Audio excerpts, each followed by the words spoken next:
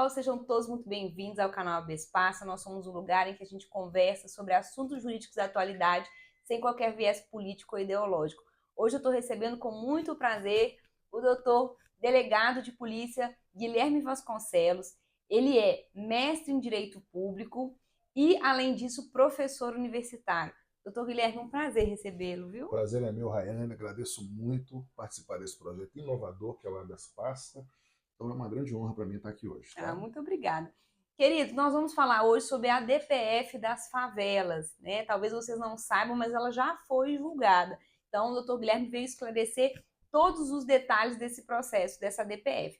Enquanto a gente vai conversando sobre isso, eu vou cozinhar para ele uma massa ao molho de queijo brie e bacon. Quem quiser reproduzir, vai estar tudo na descrição do vídeo, tá bom? Doutor Guilherme, então vamos lá. Essa DPF é um tema que muito me interessa. A gente viu muita repercussão na mídia e recentemente ela foi julgada e a repercussão não foi tão grande, né? Quanto durante a tramitação dela. Então eu queria que vocês começassem explicando para o pessoal o que foi essa DPF, qual era o objetivo dela. Muito bem, Rayane. A DPF 635 ela surge com base numa ação, numa arguição de descumprimento de preceito fundamental formulada pelo Partido Socialista Brasileiro. É muito importante a gente falar tecnicamente da DPF 635, porque muitas coisas foram noticiadas, mas para quem busca de fato o conhecimento jurídico, é importante a gente aprofundar nos institutos para saber o que é um sensacionalismo jornalístico e o que de fato está nos autos. O que o PSB alega já na petição inicial para provocar o Supremo Tribunal Federal em relação a isso? A situação principal é a letalidade da ação policial, sobretudo para pessoas que não tinham nenhum tipo de envolvimento em atividade criminosa.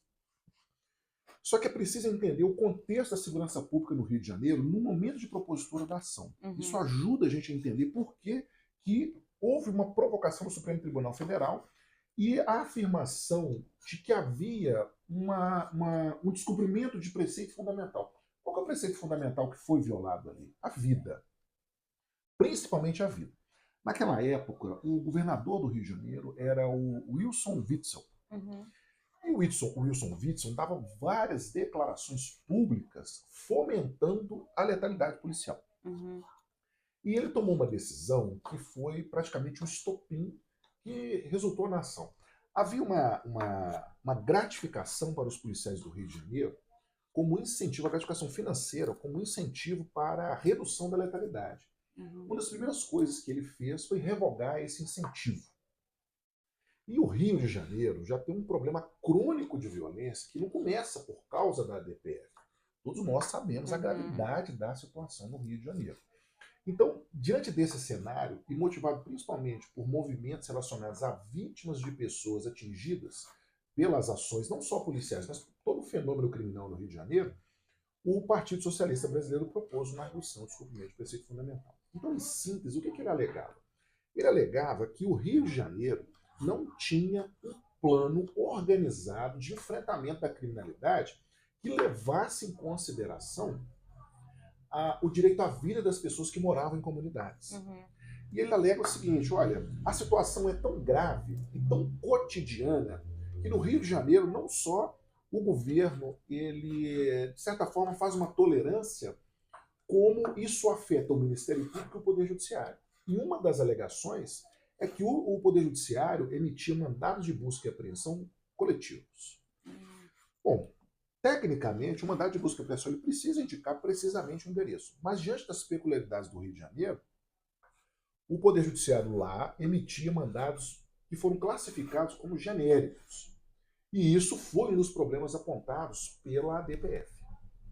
Mais do que isso, a ausência de um plano claro de intervenção na segurança pública mostrava que a atuação da polícia, com o propósito de promover segurança pública, em vários episódios, promovia também insegurança. Ou seja, o Estado não estava cumprindo o seu papel de prover segurança. A DPF tramitou. O Poder Executivo do Estado do Rio de Janeiro ele foi demandado a participar. E aí, já no início da pandemia, no curso da pandemia, é que houve que a DPF das favelas ela ganhou a robustez midiática que fez com que ela se tornasse conhecida. Que foi uma decisão liminar do ministro Edson Fachin, que era o ministro relator. Uhum. Ele não suspendeu as operações, ele nunca proibiu as operações, Sim. mas ele restringiu de tal forma que o que de fato aconteceu foi uma redução drástica nas operações policiais. Uhum. E qual que era a decisão? Durante a pandemia, para se realizar operações policiais nas comunidades do Rio de Janeiro, era necessário uma clara a participação, primeiro, ciência do Ministério Público e participação. Por que o Ministério Público? Porque o Ministério Público tem um papel constitucional de controle externo da atividade policial. Então era imprescindível que o Ministério Público atuasse, participando das operações. Então criou uma série de protocolos. Lá na petição do Partido Socialista Brasileiro, ele não só descreveu o problema, mas ele propunha as decisões que ele queria do Supremo. Por exemplo, ele chega a pedir que o Supremo Tribunal determine que toda operação policial no Rio de Janeiro tenha, por exemplo, ambulâncias. A ambulância é para prestar socorro. Ele pede também que todas as operações policiais sejam filmadas com câmera, bodycam, do policial, seja policial civil ou policial militar, e também que todos os deslocamentos sejam monitorados por GPS. Tá? Então, são vários, inúmeros, incontáveis pedidos, todos voltados para regulamentar isso. O que o Supremo decidiu lá atrás nessa liminar? O ministro Edson Fachin concedeu a liminar, restringindo as operações policiais, de forma que só era possível participar com a atuação do Ministério Público e seguir uma série de protocolos. Mas a história não para por aí. O que chama a atenção nesse caso? Por ter sido uma liminar decidida por um único ministro supremo, essa liminar, pouco tempo depois, já foi ao plenário. Então todos tiveram a oportunidade de se manifestar. E a decisão não foi unânime. Um ministro divergiu de todos e falou o seguinte: olha, a restrição das operações do Rio de Janeiro pode ter consequências imprevisíveis para o contexto da segurança pública. Com o propósito de promover direitos, a situação do Rio de Janeiro pode se tornar muito mais grave do que é hoje. Esse ministro é o ministro Alexandre de Moraes. Ele falou claramente. Então, na ótica dele, era muito temerário restringir daquela forma as operações. Mas ele foi voto vencido e o plenário, não na totalidade, mas o plenário referendou a liminar. E essa liminar começou, então, a ser aplicada na segurança pública do Rio de Janeiro, com diversas obrigações, e o descumprimento poderia ser até uma intervenção federal no Rio de Janeiro. Isso no período pandêmico.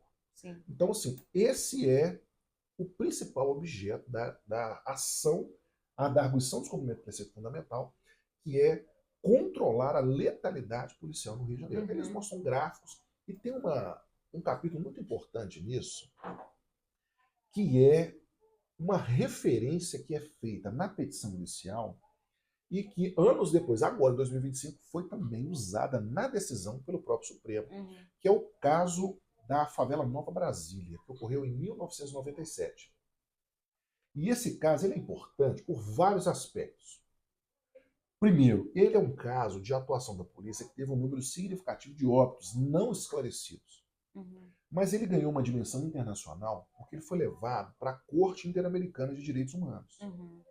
E em 2017 o Brasil foi condenado pela Corte Interamericana de Direitos Humanos pelo caso da favela Nova Brasília. E aí isso trouxe uma grande repercussão. Então a DPF vem na sequência com o seguinte discurso: aquilo que aconteceu lá em 97 ainda acontece até hoje, mostrando que supostamente haveria um estado de coisas inconstitucionais no Brasil em relação à segurança pública do Rio de Janeiro. Então, por isso ela foi admitida e, na sequência, depois de ouvir algumas partes, houve a concessão da liminar, restringindo as operações policiais. Então, de início, o contexto de começo dela foi esse. Foi esse. E aí, assim, o doutor falou de várias restrições, e eu acho que o que mais deu polêmica foi exatamente essas restrições. Então, por exemplo, eu vi, e o professor pode até falar de outras, né? Não podia utilizar helicóptero, muito criticado. Né? O que está lá? Eles fizeram um pedido muito específico. Se o propósito é reduzir a letalidade, A ação critica não é exatamente o uso do helicóptero, mas é porque no helicóptero da Polícia do Rio tinha uma estrutura para encaixar um armamento para atirar. Uhum, Então a ação pede para não usar o helicóptero. uhum, E aí, só que a decisão já na liminar não veda o uso do helicóptero, uhum, restringe. uhum, Só usar de fato quando a operação for necessária, quando ela for devidamente uhum, justificada. Se abster de usar essa estrutura, tem um nome técnico, em que o policial coloca o armamento, por quê? Porque na ação do PSB, ele diz que a atuação do Estado do Rio de Janeiro não é para combater criminalidade, é atuação de guerra. uhum, E segurança pública não é para isso. É por isso que está tendo esse efeito aí, que é a morte de pessoas que não estão envolvidas no fenômeno uhum. criminal. Então, de fato, há essa restrição por causa dessa estrutura montada no helicóptero. E eles falam mais, eles não queriam sequer que fosse utilizado o helicóptero blindado da polícia, Uhum.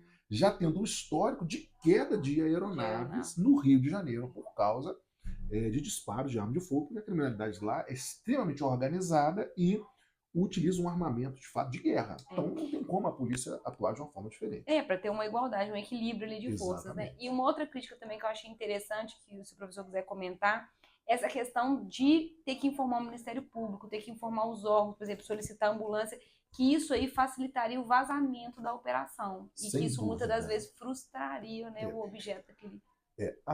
essa decisão liminar, ela trouxe muitos efeitos na segurança pública do Rio de Uhum, Janeiro.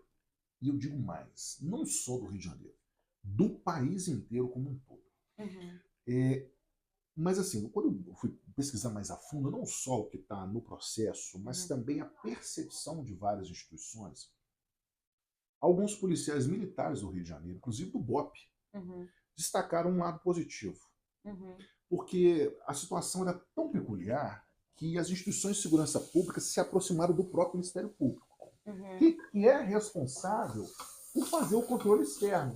Então, a polícia chegava para explicar a operação, a necessidade, tudo, e o Ministério Público entendia a urgência. Né? uhum. Entendia. E participava. Então, eles relatam que esse fluxo de informação entre polícia e Ministério Público trouxe até mais credibilidade para o próprio trabalho da polícia. Porque uma coisa é o Ministério Público analisar uma petição, ser favorável, outra coisa é entender a complexidade que é atuar num terreno que, de fato, é dominado pelo crime organizado. Sim. Eles começaram a entender a dificuldade do trabalho da polícia. E isso eu peguei em várias manifestações dos próprios policiais, inclusive comandantes, relatando que houve um lado positivo da ADPF 65, que foi esse. Uhum, Permitir com que as instituições se unissem. Mas, de fato, havia um risco de vazamento de informações, havia um risco, e alguns falavam até que havia um risco de aumentar a letalidade, porque eles estariam mais armados, mais uhum. preparados, e Daria aí um o tempo, né? confronto ele potencializa e Uhum, não diminui. Então, sim, de fato, são várias essas preocupações que existiam pela ADPF 635. sim. Mas eu queria destacar um efeito que transcende o direito. Hum, Ao longo desses anos todos, hoje, analisando todo o período de vigência dessa liminar, uhum, que foi a migração de vários criminosos de diversas regiões do país para o Rio de Janeiro. uhum. Porque se sabia que lá a Não polícia haveria não ia operação. entrar. Então foram várias manifestações, inclusive de governadores. Isso eu estou trazendo para vocês, são fatos públicos. De governadores afirmando que sabem que lideranças do crime organizado de seus estados estão escondidos no Rio de Janeiro, porque sabem que lá não vai ter operação policial. Então esse foi um efeito nefasto Uhum. da ADPF, dessa liminar da ADPF 635.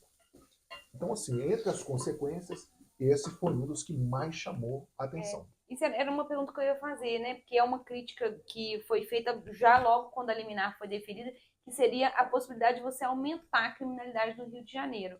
Porque, assim, em que pese o objetivo fosse limitar, né, a letalidade, diminuir a letalidade, a gente tem um efeito de imediato também, que é deixar a população mais sujeita e mais refém à criminalidade. Né? E isso, de fato, foi constatado depois desse período? Houve uma escalada do tipo de violência em relação aos moradores. É claro que não tem dado estatístico, até porque esse crime ele sequer chega ao conhecimento do Estado, Uhum, porque ninguém tem coragem de denunciar. A pessoa está Sim. numa total vulnerabilidade. Sim. Então, assim, não é uma estatística, mas foi bastante evidenciado o crescimento das cobranças dos moradores em relação ao fornecimento de insumos básicos, como o gás. Ou serviços, por exemplo, o próprio avanço da milícia sobre comerciantes. Então, assim, isso é uma situação que não está longe de nós. Por quê? Porque esse intercâmbio criminal fez também com que outras organizações criminosas típicas do Rio de Janeiro se espalhassem pelo país. Uhum. Né?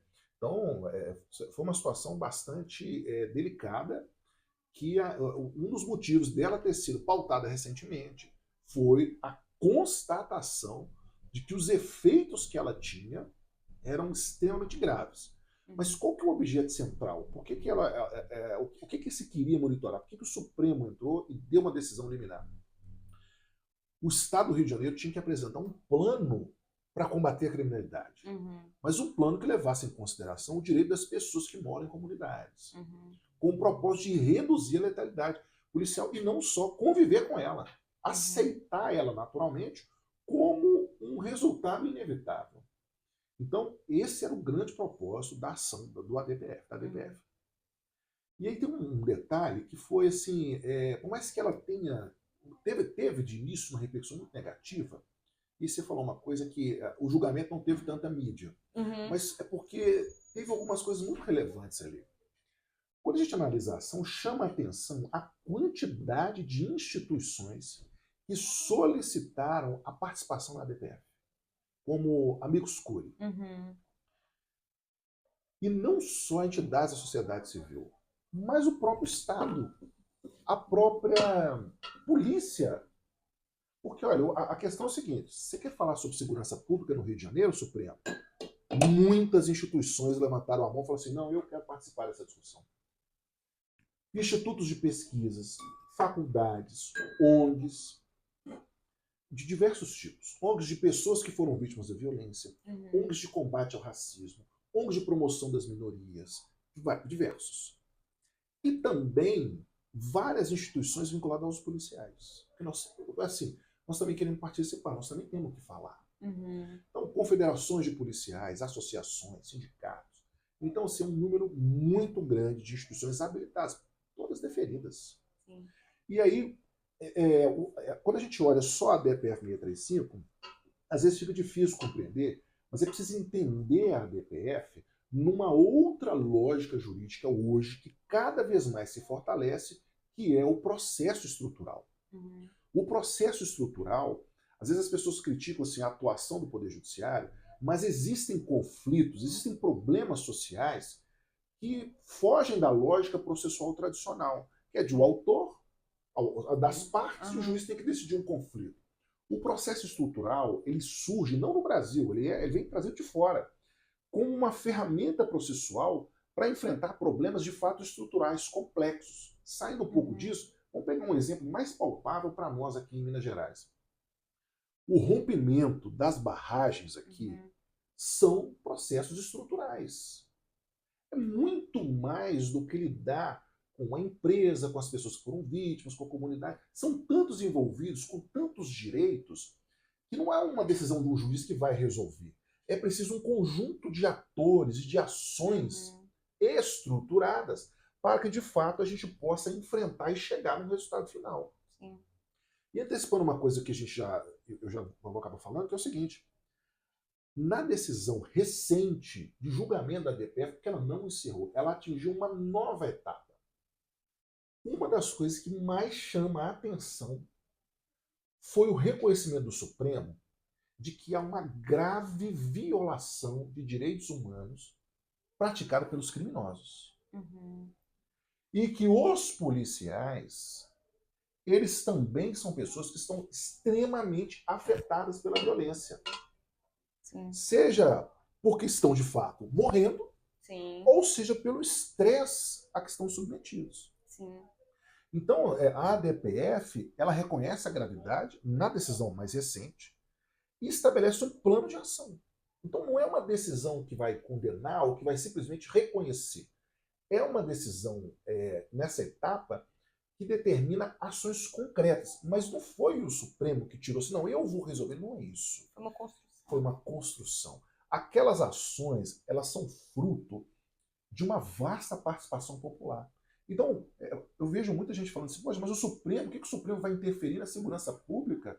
O que o Poder Judiciário tem que se interferir nisso? A ideia do processo estrutural não é um Poder Judiciário chegar e dar a canetada e falar, agora vai ser assim. É uma decisão construída com diversos atores. Então, que se escuta o policial, que se escuta o governador, o Ministério Público, a Defensoria Pública, as instituições, os pesquisadores da segurança pública.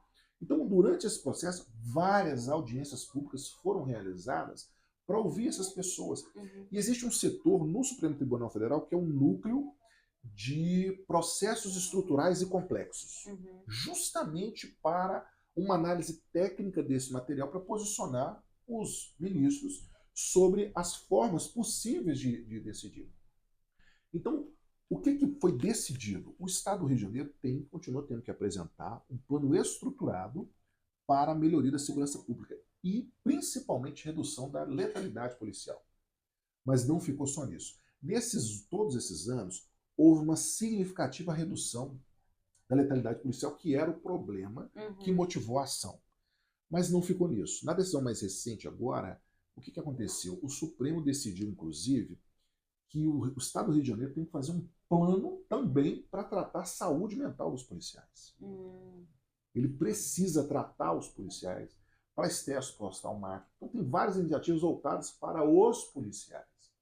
Então, o Supremo ele reconhece a importância do trabalho da polícia e que eles também estão sendo fortemente afetados por causa desse cenário e complexo do Rio de Janeiro. E a dificuldade do trabalho, né? É muito complexo. É muito complexo, é muito perigoso. O Rio de Janeiro é um dos estados em que mais se mata policiais.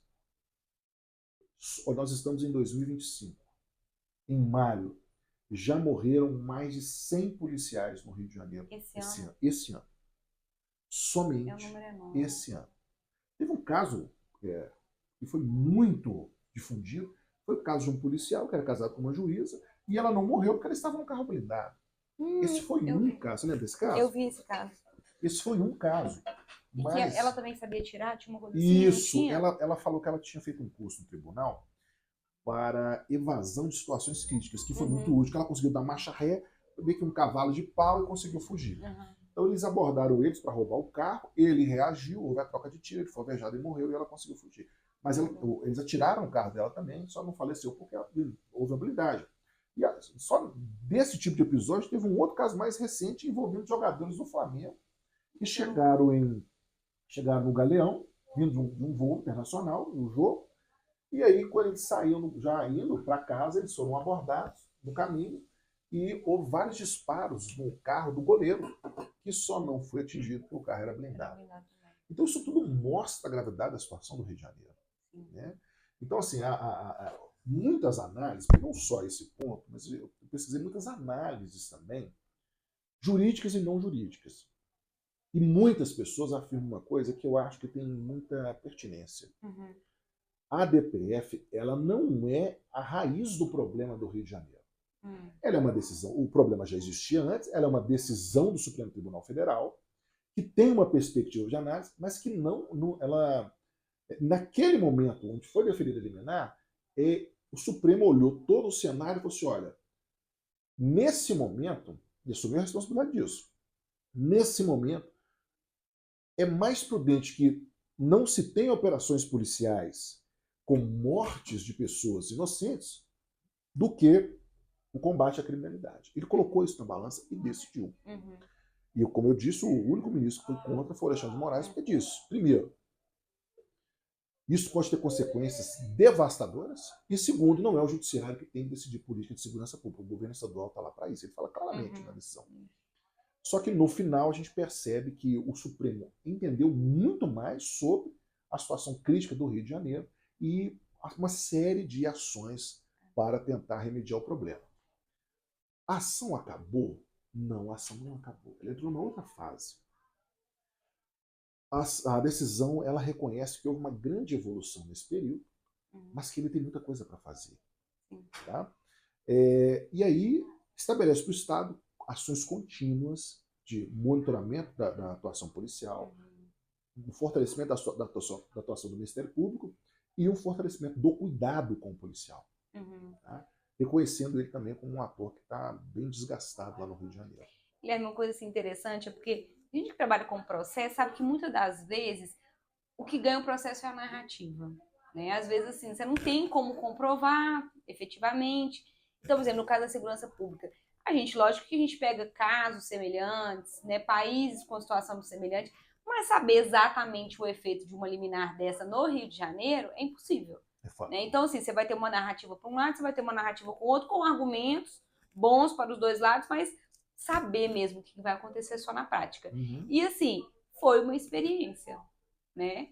Teve seu lado positivo, teve seu lado negativo, mas eu acho que a sociedade sai fortalecida nesse sentido de que, peraí, agora a gente tem subsídios para poder falar. O que aumenta a letalidade, o que diminui a letalidade, o que a gente pode melhorar aqui na condição do trabalho da polícia, na condição das pessoas que moram lá, porque realmente o afastamento dessas operações aumenta a exposição dos moradores. Então, assim, agora a gente tem dados concretos para trabalhar as melhores alternativas, concorda? Não, concordo, porque esses foram 5 anos de liminar. É uma amostra considerável. Sim. Quando a gente pega um cenário de extrema complexidade como o Rio de Janeiro. Então, agora retomando as operações, com as restrições que ainda existem do próprio Supremo Tribunal Federal, nós vamos ter mais clareza sobre essa possibilidade de redução do fenômeno criminal nessas localidades. E que o crime está instalado, que domina o território, está muito claro. Mas tem um detalhe, Rayane, que é o seguinte. Eu disse para você que o processo não acabou. O que é essa fase 2? A fase 2 agora ela é mais complexa do que a fase 1.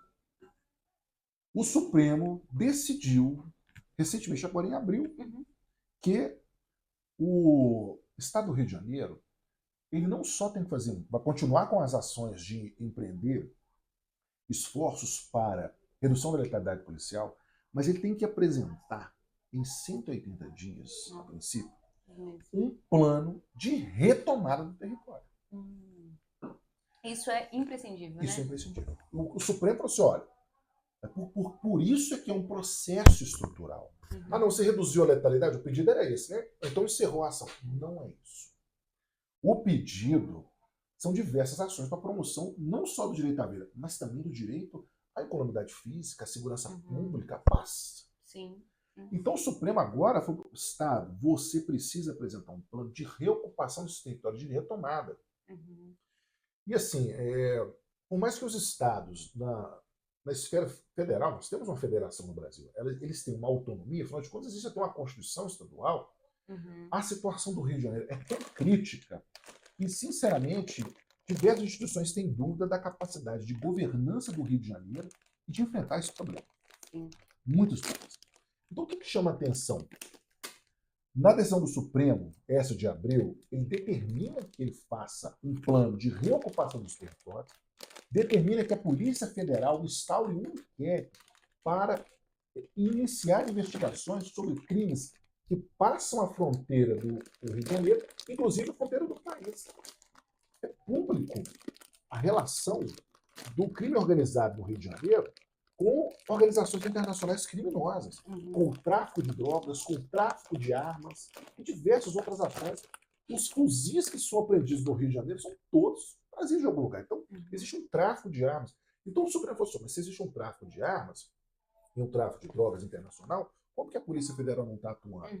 Então, o que está acontecendo, assim, da leitura de tudo que a gente verifica, que são informações públicas, o Supremo botou todo mundo para conversar.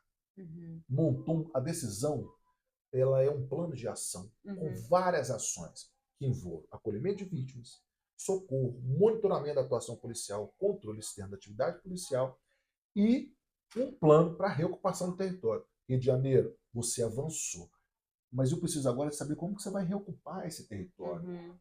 Por quê? Porque a presença do Estado é que vai garantir o direito do cidadão. É aí que o Supremo está querendo chegar na última decisão da DPF 635. E engraçado você falar dessa questão da reocupação do território, Eu vi algumas pesquisas recentes que demonstram que a atividade criminosa no Rio de Janeiro está para além do tráfico de drogas, né? Muitas atividades que são, por exemplo, na venda de net, gato net, de luz, atualmente pode ser até mais lucrativa do que o próprio tráfico de drogas. Então, assim, o que vale muito hoje em dia não é só você poder traficar nessa região, mas você ter domínio territorial dessa região e controlar o comércio de determinados produtos e serviços ali. E isso é muito mais nocivo à população do que o próprio tráfico. Sim. Porque no tráfico a população pode optar por não se envolver. Não, eu não participo, mas quando ele chega na casa dele, ele vai ter que pagar uma taxa para usar uma luz, para água, para o gás, para a internet. Então, o transporte. Por transporte. O que o crime organizado percebeu? Que o maior potencial lucrativo não era o comércio ilícito de drogas, era o domínio do território para dominar a população. Aí a população mais vulnerável, além da vulnerabilidade social que já existe, nós temos ainda o domínio do crime organizado para tirar o pouco que essa população tem. Então, esse também é um dos motivadores da DPF 635. Você está falando dessa questão, e uma outra questão que me veio aqui, até o exercício da religião. Sim, estão interferindo até no seu direito de processar a sua religião. Existe um fenômeno que chama narcopentecostal. É narcopentecostal, é isso mesmo. Que são traficantes que se dizem evangélicos e começam a atacar igrejas católicas e terreiros de religião de matriz africana. E esse fenômeno, lamentavelmente, tem se espalhado pelo país. Não está mais adstrito ao Rio de Janeiro. Tá? Então, de fato, aí mostra uma outra dimensão do crime organizado no Rio de Janeiro, que é extremamente nefasto aí para a população. Assim, fugindo um pouco da DPF, mas dentro dessa questão da criminalidade no Rio de Janeiro, tem repercutido muito nas redes sociais, né, a notícia de que o governo dos Estados Unidos, através do Trump, queria classificar o Comando Vermelho e o primeiro comando da capital, né, como grupos terroristas, e que o governo do Brasil foi contra. Pode explicar para o pessoal qual é a questão jurídica que permeia essa situação? Claro. Realmente isso teve uma grande repercussão. Mas esse é um episódio clássico que a gente precisa, como profissionais do direito, separar o que é política e o que de fato é jurídico. Qual é a situação concreta? O governo dos Estados Unidos chamou o Ministério da Justiça para uma conversa para falar o seguinte: olha, nós sabemos que o primeiro comando da capital e o Comando Vermelho têm relações internacionais com organizações criminosas. Está demonstrado. Então, nós achamos que seria interessante o Brasil classificá-los como organizações terroristas. O Ministério da Justiça negou. Mas não é só a negativa. É preciso entender por que negou. E aí, a gente precisa fazer uma digressão. Por que os Estados Unidos classificam essas instituições como terroristas e o Brasil não? Nós temos um regime jurídico. Para classificar um grupo como terrorista ou não, eu preciso analisar a lei do terrorismo. Existe uma lei do terrorismo no Brasil. O que é considerado terrorismo no Brasil? A ação de grupos ou de indivíduos com motivação racial, com motivação ideológica, essa é a palavra-chave, ideológica, e com o propósito de causar terror. Então, o terrorismo no Brasil, ele tem um conceito mais restrito. Mas isso não é culpa do Ministério da Justiça, isso não é culpa do Poder Executivo. A discussão jurídica ela tem que passar pelo Congresso. E aí, por que eu quero fazer um paralelo? Por que lá nos Estados Unidos o conceito é mais amplo? Depois dos atentados de 11 de setembro, que foi um ataque terrorista, o Congresso criou uma lei com um conceito extremamente aberto de terrorismo. Então, organizações criminosas transnacionais para os Estados Unidos são terroristas. Então, para o governo americano, o Comando Vermelho e o PCC são terroristas. Mas não é só por causa disso, né? Por causa do temor que eles têm mesmo e por um conceito jurídico bem abrangente. Vários juristas, analisando a questão a fundo, chegaram à seguinte conclusão: olha, o Brasil pode aumentar o seu conceito? Pode, mas isso abre espaço para dúvida sobre algumas outras atuações. o direito ele é muito maleável para a interpretação. Então, por isso é tão importante uma definição clara, precisa do que se considera terrorista e do que é terrorismo. Porque senão, e eles falam exatamente isso, uma manifestação pode ser considerada um ato terrorista. Então é preciso ter cuidado com isso. Mas assim, quem sofreu o ônus político, por quê? Foi o Poder Executivo. Quando, na verdade, a discussão tem que ser feita no Congresso. E mais, por que isso aconteceu agora? Porque o governo Trump, na campanha, ele já tinha falado de combate ao terrorismo. Esse é um tema muito caro para os americanos, é uma ferida aberta, né? Então ele já classificou diversas organizações criminosas da América Central e da América Latina como terroristas. Então é mais uma atuação política do governo americano do que de fato uma atuação jurídica, não é? Uma atuação, ele quer mostrar para o eleitor americano que ele tem uma atuação além dos Estados Unidos para o combate ao terrorismo na América do Sul e na América Latina, na América Central, e sem perder de vista que quando a gente entra nessa seara, há uma geopolítica internacional histórica de entender a região toda da América Central e América do Sul, como se diz na política internacional, um quintal dos Estados Unidos. Então é um ato mais simbólico de reafirmação de que há uma influência forte do que é um ato jurídico propriamente dito. Parêntese, nada impede o Congresso Nacional de mudar o conceito de terrorismo. E aí sim, o Brasil incluir essas organizações como terroristas. É possível? É perfeitamente possível. E assim, Rayane, analisando a questão até como profissional de segurança pública, é inegável que essas organizações implantam terror em várias comunidades, em várias localidades, com uma criminalidade organizada. No conceito brasileiro de terrorista, por que elas não entram? Porque elas não têm uma atuação ideológica. Na verdade, é crime organizado, elas visam lucro. Elas não querem dominar o Estado, destruir as pessoas, não. Mas estamos chegando próximo de ser uma atuação que vai se aproximar muito ao terrorismo mesmo, porque a escalada da violência mostra isso. Essa questão da religião, por exemplo, já tem um viés ideológico. É o primeiro indício. É o primeiro indício. Pichações religiosas, proibição de culto de matriz africana, proibição de missas. Então, assim, é o primeiro traço de intolerância que há, de fato, no crime organizado, são esses episódios. Tá? Ou seja, é o que você falou, nós vamos evoluir para isso. Exatamente. Então, é uma discussão que o Congresso já tem que fazer. É o caso de transformar isso em terrorismo, por quê? Porque isso é um ato de soberania nacional. Não são os americanos que vão falar com a gente. Nós, como nação, temos que ter condições de classificar isso. Então o poder está muito mais na mão de quem a gente escolheu como parlamentar do que do próprio executivo. Se o governo, vamos imaginar um cenário diferente. Se o poder executivo tivesse falado assim, não, os Estados Unidos são terroristas, isso poderia desencadear uma série de nulidades, de ações concretas. Não. O caminho para alterar não é esse. Não é o presidente que vai alterar isso. Tem que passar pelo Congresso, aí tem a separação de poderes e por aí vai. Mas, doutor Guilherme, se de fato houver essa regulamentação, doutor, acha que pode haver benefícios para o Brasil? Olha, uma das questões que eu queria esclarecer é qual era o efeito prático de classificar como terrorista. Para os americanos, isso contribui para o monitoramento financeiro internacional, né? Porque o combate ao terrorismo ele segue uma outra lógica. Uma coisa é combater criminalidade organizada, mas quando há a definição de que um grupo é considerado terrorista, isso facilita o monitoramento de ativos financeiros, de comunicação internacional. Então, assim, ele não é terrorista só para o Brasil, porque a atuação dele é transnacional. Então, existe uma rede já internacional estabelecida que já começa a ver aquele grupo criminoso com outro olhar. Então, já não é mais um problema doméstico, sabe? Então, existem efeitos práticos, sim, do reconhecimento como terrorista. A questão é se o Brasil vai fazer isso.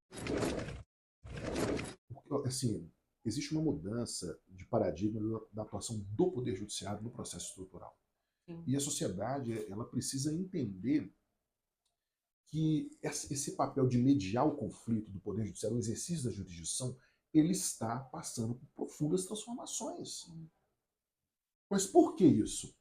Os conflitos estão se tornando cada vez mais complexos. Em múltiplos, né? Múltiplos. Então, se o judiciário olha para aquele conflito social e fala, olha, o judiciário não vai lá de ofício. O judiciário foi provocado por um partido político que tem legitimidade e que tinha fundamento jurídico. Tinha fundamento jurídico. Percebe claramente nesse tipo de ação, nas ações de massa, seja na área do consumo, na área trabalhista, na área de violação de direitos individuais indisponíveis, direitos coletivos de uma maneira geral. Tudo isso é processo estrutural. E a DPF 635 é a dimensão do processo estrutural na segurança pública. Da premissa de que, de fato, há uma falência, uma desorganização. E há um fato que eu avalio como positivo, que é o seguinte, olha, o Estado do Rio, se você sozinho não está conseguindo, vamos organizar esses atores sociais, cada um com as suas atribuições, para que a gente tenha mais condições de chegar no resultado comum. E até para a gente avaliar o que falta. Isso. Né? Pode ser que a gente chegue ali, não, peraí, falta alguma coisa.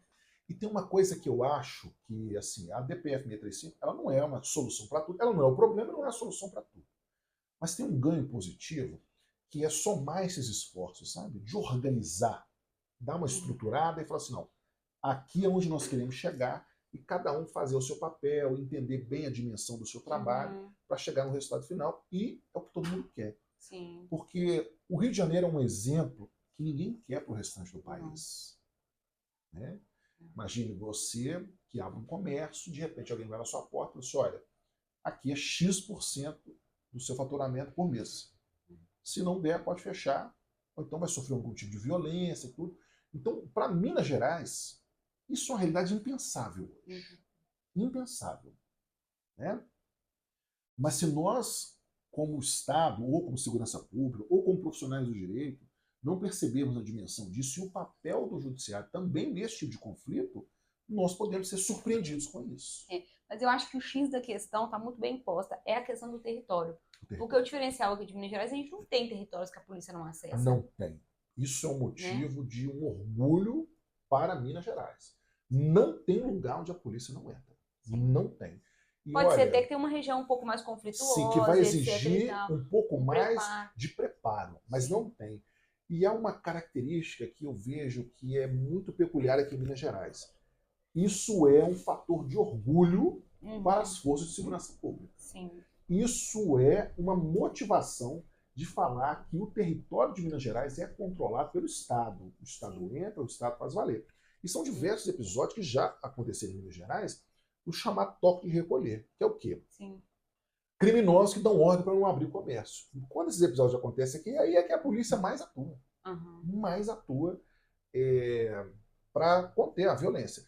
E há uma característica importante também na DPF sobre uma situação que acontece com muita frequência no Rio de Janeiro, que é o disparo de arma de fogo sem autoria definida, popularmente conhecido como bala perdida.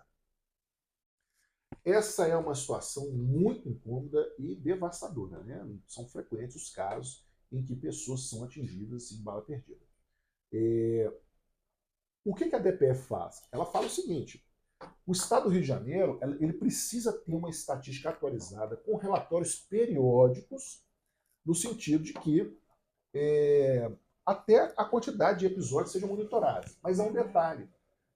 Na decisão mais recente, de abril, fala claramente que isso não deve ser computado como letalidade policial. Porque em vários momentos isso foi colocado na conta da polícia, não foi a polícia. Sim. E lá ele fala claramente, não, se não há evidências, o Estado não deve partir do pressuposto que foi a polícia. Sim. Né? Então, isso foi mais uma característica da DPF. Então, a DPF, a gente precisa de fato, e aqui eu acho, Rayane, uma excelente oportunidade para esclarecer, melhor do que a mídia e tudo, é a gente analisar o que de fato tem lá, o que de fato está sendo discutido e os encaminhamentos. E acho que, ouvindo toda a sociedade civil, as instituições, a decisão que é um plano de ação tem chance de trazer resultados mais positivos do que deixar exclusivamente na mão do Estado do Rio de Janeiro. Lembrando que o Estado do Rio de Janeiro é o único Estado da Federação que sofreu uma intervenção federal na segurança pública. Sim. Então, assim, diante da inexistência de condições de atuação, o governo federal fez uma intervenção na segurança pública. Doutor Guilherme, muito obrigada. Acho que foi muito esclarecedor. Né? Acho que agora as pessoas vão até gostar da DPF. Antes, quem era contrário, acho que vai entender a importância e o resultado, né? A construção que foi feita com ela. E muito obrigada pela sua presença. Eu queria deixar a câmera para você, se você quiser dar recados, enfim, fica à vontade. Eu gostaria muito de agradecer a oportunidade, te parabenizar por esse excelente projeto, um projeto inovador, juntando duas coisas que quem é do direito gosta: comida, o direito, e ainda tem uma cervejinha ainda. Então eu espero que vocês gostem do conteúdo. Foi preparado com muito carinho para vocês. E qualquer dúvida complementar, estou à disposição. Depois eu vou comentar lá para marcar até no Instagram. Eu coloco essa. E aí eu estou à disposição de vocês para a gente discutir esse tema e outros temas aí. Tá bom? Doutor, muito obrigada pela sua presença, viu, queridos? Se vocês que acompanharam até aqui, muito obrigada. Deixe seu comentário, curte, compartilha, que as pessoas merecem ter acesso a esse conteúdo. Tchau, tchau. Até mais. Obrigado.